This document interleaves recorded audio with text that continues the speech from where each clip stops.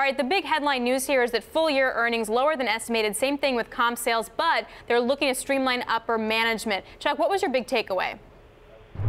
I think we're most focused here on the guidance for 2019, and it came in a little bit worse than expected on a core. If we back out some of the asset sales, which they're expected to be about $100 million in 2019, we're looking at EPS of $2.80 to $3.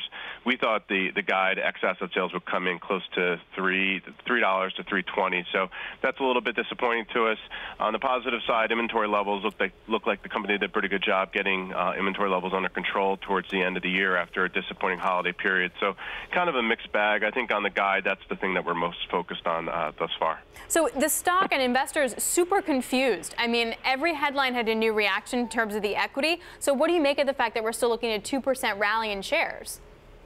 I'm not going to put too much into it. It's only 20 minutes into a long day ahead, and the company's conference call is at 9:30. I think the thing that we're going to be most focused on again is what the company is trying to do to drive the comp. I think on the positive side, they look like they're guiding to a flat to up 1%. We'll see what they say in terms of the drivers on that front. And then in terms of is there a read-through to other peers in the group when we have JCPenney's out later today, or is this going to be an idiosyncratic risk because Macy's was just the worst performer in the S&P Retailing Index? Well, I mean, for most of these guys, we've already heard from. We've already heard about their holiday sales. So really, what we're looking at now is the complexion of the gross margins in the quarter, inventory levels to end the year.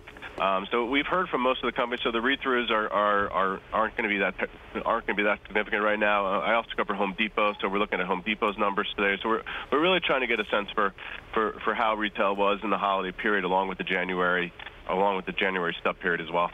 So what's your headline for that?